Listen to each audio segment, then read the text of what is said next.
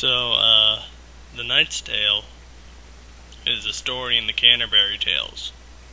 It was written by some old guy, Geoffrey Chaucer, in the Middle Ages. And there are a bunch of stories in the Canterbury Tales, and the Knight's Tale is one of them. But anyway, the Knight's Tale is about these two guys, Palamon and Archite, who lived in ancient Greece, and they're fighting in a battle against the king of Athens. They lost. So later, the king of Athens finds Palamon and Archite injured after the battle. Palamon is like missing a leg or something, but they fixed it, so whatever. Then they locked him up in a tower, and it's a really tall tower. So yeah, a couple of years pass, and Palamon and Archite are still imprisoned in this tower. And so one day, Palamon sees this girl, Emily, out of his window. I don't know how he knows her name, but whatever.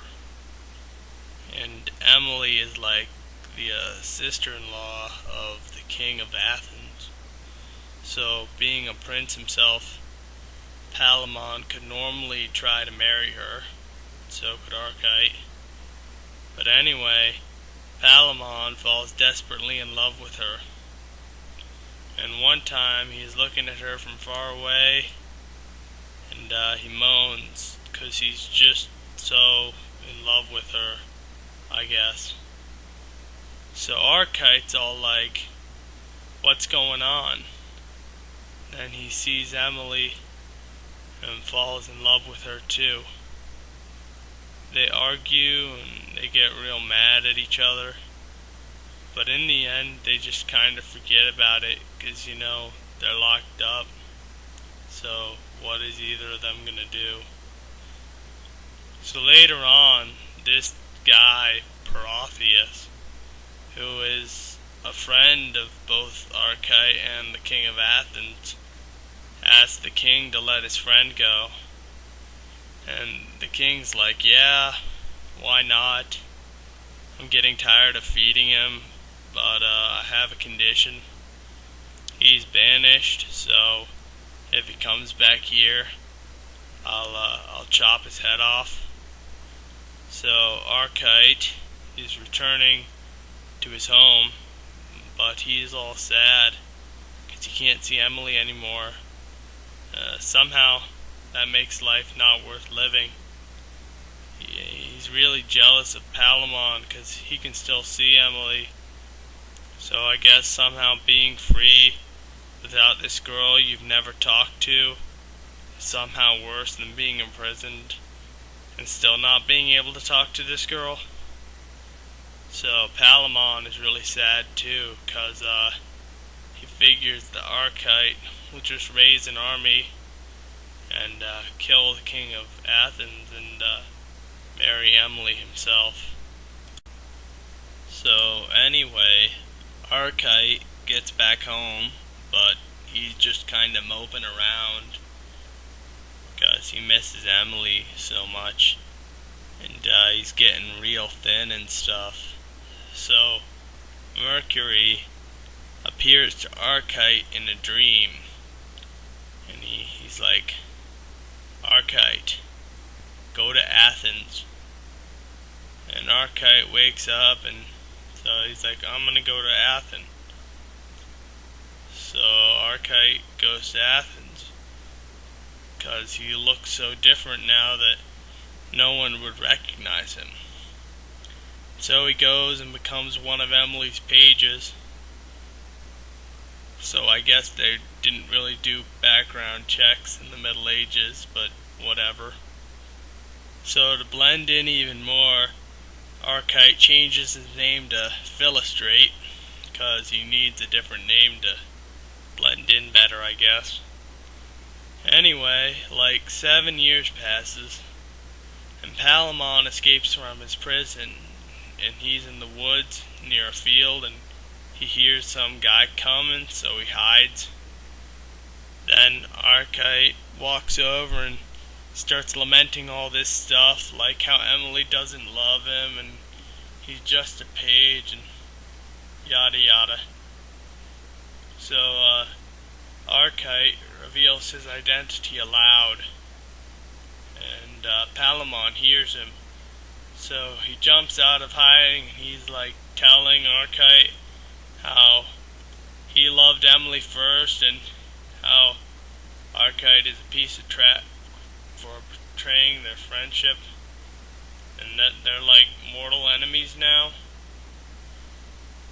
So they decide to duel the next day in the field, and Archite says he'll bring weapons and stuff because, he's not a fugitive. So anyway, somehow Archite single-handedly brings 2 sets of armor and weapons to the field where they're going to duel. And coincidentally, the king of Athens decides to go hunting the same day that the 2 former friends are fighting. And coincidentally, he brings his wife and sister along. And coincidentally, they pass through exactly where Palamon and Archite are fighting. So the king and his friends see the 2 warriors fighting, but they don't know who they are. So anyway, Archite and Palamon are just kind of wailing on each other, but they're really evenly matched, which doesn't really make much sense because Archite was well fed and had a warm place to sleep, and Palamon would be really weak from the crappy prison food and cold, nasty cells, but anyway, somehow they're evenly matched. Maybe Archite really sucks compared to Palamon, I don't know. So Theseus stops the fight and is like, what's going on here? So Palamon tells him how they hate each other, how they both want Emily, that he leaves their fate in the king's hand. So the king responds sort of like, well, you both committed major crimes, so I'm just gonna cut your heads off. But then all the women of the court are begging him not to, including Emily. And since Theseus has a weakness for crying women, he decides that 50 weeks from that day, which is a pretty long time I guess, the 2 warriors will come back with 50 of their best men. They'll fight for Emily's hand, because I guess they like hands. And the winner will marry her, which is really kind of sexist, her not having a choice, but whatever. So Archite and Palamon leave rather happily. So, yeah. So, while he waits for the tournament, the king builds this epic stadium, and it's like the nicest one ever built. It's all fancy and stuff. And he builds 3 temples by the gates, one for Venus, who supports Palamon, one for Mars, who supports Archite, and one for Diana, who supposedly supports Emily. But that kind of turns out to be bullcrap. Anyway, as it gets around time for the tournament, people start coming, and Palamon and Archite arrive with their armies. So Palamon goes to Venus's temple, and he begs her to help him win, because she's the goddess of love, and he loves Emily, even though he's never talked to her. So she should help him, I guess. And there's some sign that Palamon thinks is good, so he leaves happily. Then Emily goes to Diana's temple and asks that she be able to remain a virgin because she doesn't want to get married, which is kind of dumb because she begged for Archite and Palamon's lives earlier, even though she knew that they loved her, but whatever. Then Diana appears and is pretty much telling her that she's gonna marry one of them, so she better suck it up and deal with it. Then Archite goes to Mars' temple, and he begs for Mars for victory, which Mars responds by having his statue whisper victory, which is kinda weird, but anyways, Archite leaves happily. But then for some reason the view shifts to Olympus, and Mars and Venus are arguing, and Diana is just sitting there and she doesn't give a crap about Emily. But anyway, Saturn comes out and says that Palamon will ultimately get the girl. Anyway, a few days later, there's a big fight, and Archite wins, so he's holding a sword to Palamon's throat. That's kind of how they finish it. Emily rejoices for some reason. I guess maybe she just likes rejoicing or something. But Archite doesn't get to celebrate his victory because Saturn shakes the Earth, which would probably throw the planet out of orbit and kill everyone on it. But that doesn't happen. But Archite's horse does throw him, crushing his chest.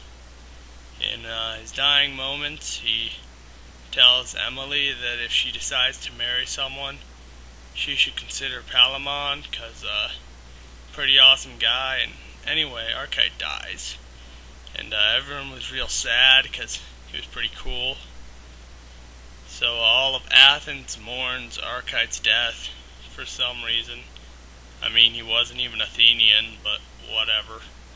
The king, Palamon, and Emily are especially upset, I guess.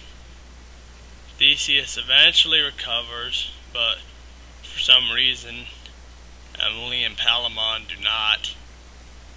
For a while, they kind of just mope around, for years actually, before Theseus tells them that everybody dies, and so they should get married. Which kind of makes sense, I suppose. It ends up working out for the two of them, and they have a very happy marriage. So yeah, that's the Knight's Tale.